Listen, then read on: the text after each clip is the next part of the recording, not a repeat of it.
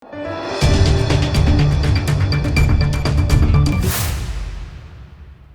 દર્શક મિત્રો, આપ જોઈ રહ્યા છો લોકમૈત્રી ન્યૂઝ. હવે જોઈએ અગત્યના સમાચાર.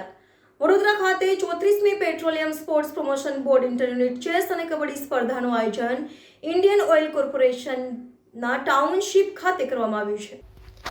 વડોદરા શહેરમાં તારીખ 9 ફેબ્રુઆરીથી તારીખ 13 ફેબ્રુઆરી દરમિયાન 34મી petroleum sports promotion board inter unit chess અને કબડ્ડી સ્પર્ધાનું આયોજન ઇન્ડિયન ઓઇલ કોર્પોરેશનની ટાઉનશીપ ખાતે કરવામાં આવ્યું છે. ચેસ સ્પર્ધામાં ભારતના 10 ગ્રાન્ડ માસ્ટર સહિત 20 ચેસ ચેમ્પિયન ભાગ લેશે, જેમાં 2024માં world women rapid chess champion બનનાર ગ્રાન્ડ માસ્ટર કોનેરુ હમ્પીનો પણ સમાવેશ થાય છે. આજે પત્રકારો સાથેની વાતચીતમાં તેમણે કહ્યું હતું કે ભારતમાં અન્ય રમતો અને તેના ખેલાડીઓને જેટલું મહત્વ અને પ્રોત્સાહન મળે છે તેટલું ચેસના ખેલાડીઓને મળતું નથી. સરકારે પણ ચેસની રમતને વધારે લોકપ્રિય બનાવવા પ્રયાસો કરવા જોઈએ અને તેના ખેલાડીઓને વધારે પ્રોત્સાહિત કરવા જોઈએ. તેમણે કહ્યું હતું કે મારા પિતા ચેસ ચેમ્પિયન હતા અને તેમને જોઈને હું ચેસ રમતા શીખી હતી. તેઓ મારા મેન્ટર અને કોચ પણ છે. ક્રિકેટ, ફૂટબોલ હોય કે પછી ચેસ હોય, પ્રેક્ટિસ તો કરવી જ પડે છે.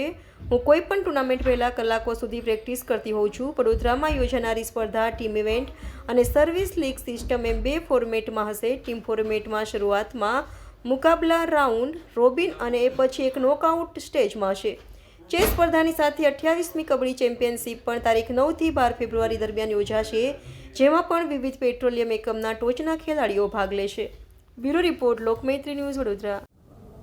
सो ये टूर्नामेंट 9 से 13 फरवरी Indian Oil township Kundan hall और स्पंदन हॉल में खेली जाएगी, जिसमें 6 टीम कबड्डी टूर्नामेंट में पार्टिसिपेट करेंगे और 13 टीम चेस टूर्नामेंट में पार्टिसिपेट करेंगी.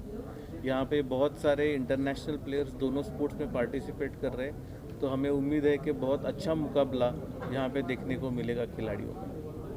तो किस तरह का आयोजन किया गया? सो ये most of the players are international players है, तो यहाँ पे टीम चैम्पियनशिप और इंडिविजुअल चैम्पियनशिप ये दोनों इसमें चेस की टूर्नामेंट होगी और सिर्फ टीम चैम्पियनशिप कबड्डी में होगी. और हम देखते हैं कि लास्ट टाइम ONGC और BPCL में कड़ा मुकाबला हुआ था कबड्डी में और चेस में इंडियन ऑयल और ONGC के बीच में.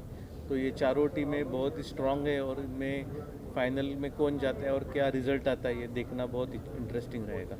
It's going to be a very strong tournament. I have been playing this from very long time. I have joined ONGC in the year 2006, and from then onwards I have been a regular participant in the PSPB events. Probably I must have missed 1 or 2 events, but year by year the event is getting stronger with the number of grandmasters increasing, and now we also have a 2-7 players. So this is one of the strongest tournaments in India, and it's a great opportunity for the other companies' employees as well, so that they could compete with the top players of India. Lokmaitri news સાથે જોડાયેલા રહેવા અમારા YouTube ચેનલને subscribe કરી Facebook અને Instagram પેજને like અને share કરો.